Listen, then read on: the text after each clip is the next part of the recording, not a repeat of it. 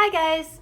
So today I'm going to be talking about the negative effects on the internet, and I'm going to be talking about negative effects that relate more to teens and students because it's more personal. And I'm talking about negative effects because a lot of people don't see the negative effects, they only see the positive because they're so wrapped up in social media accounts including Facebook, Instagram, and Twitter, and they really don't see what's happening around them. They don't see the negative things internet is happening on them. So, as you can see, I created a presentation, negative effects on the internet. So the first thing I'm going to be talking about is addiction. And internet addiction is the third most addictive thing after drugs and alcohol. So internet addiction is described as an impulse control disorder which does not involve use of any intoxicating drug and is very similar to pathological gambling. A lot of people become addicted to the internet because they feel like they have an emotional attachment to the internet. And this attachment can be from an online friend, activity, really anything they find a bond over. So internet addiction can be of any kind too. So that means it can be gaming sites you can become addicted to, social media sites, really anything on the internet you can become addicted to. So for internet addiction, I found a case study that I thought was pretty interesting. And this case study was about a 25-year-old man going through internet addiction. So he showed signs of withdrawal symptoms such as aggravation and irritability. He grew a very bad sexual problem and anger problem, which led him to stab his father. He went to therapy for only 3 weeks, which I thought was crazy.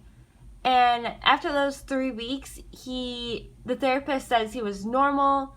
He had nothing wrong with him after those 3 weeks, so he was discharged.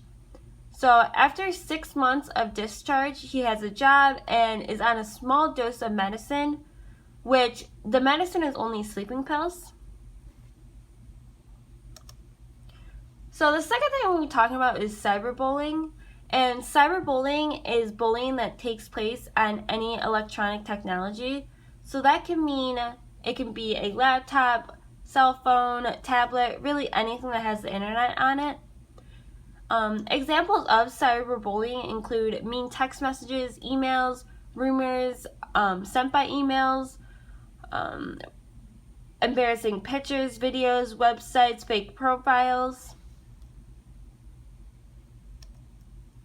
So a case on cyberbullying that was pretty sad to read was about a young boy named Ryan. So Ryan needed a lot of help in school. So he was in a lot of special needs class.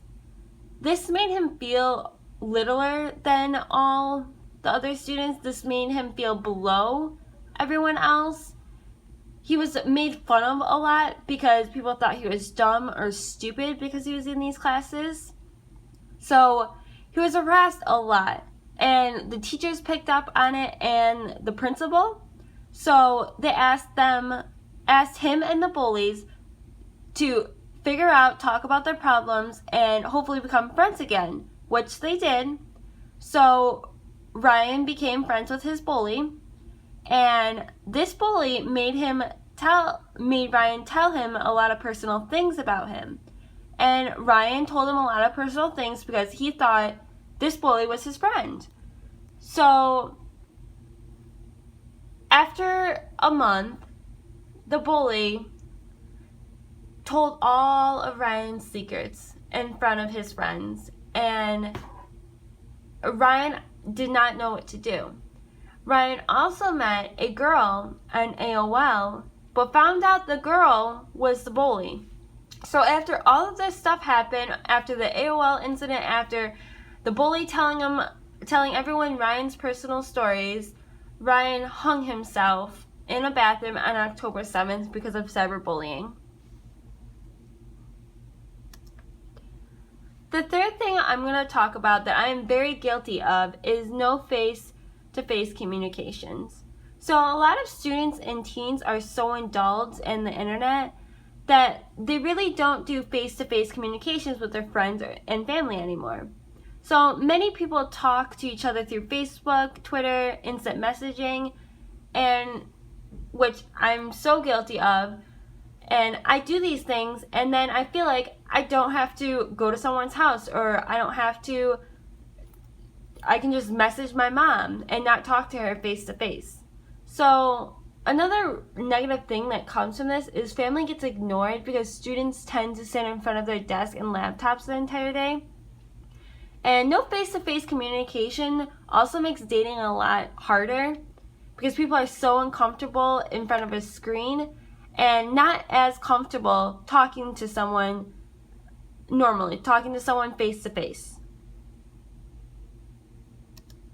So the fourth one I'm going to be talking about is easier to cheat. So internet makes it easier to cheat in school, which is very negative because you're not learning anything. You're not comprehending anything on tests, essays, homework, anything. So nowadays they have Apple Watches and actually calculators that have the internet on it. And a lot of adults and professors don't really know this because they're not tech savvy. So people like to put information in their calculators, and then on a test, it just looks like a regular calculator. But really, it has test answers on it. So, and also students can find test answers on homework answers on the internet. Or another incident that I found was pretty interesting and would take a lot of effort to do would be to go on social media accounts in school and message people answers through the social media accounts. The last one I'm going to be talking about is insomnia. And insomnia is a sleeping disorder that is known for its symptoms of unrest and irritability to sleep. So students that are too addicted to the internet fall into this disease.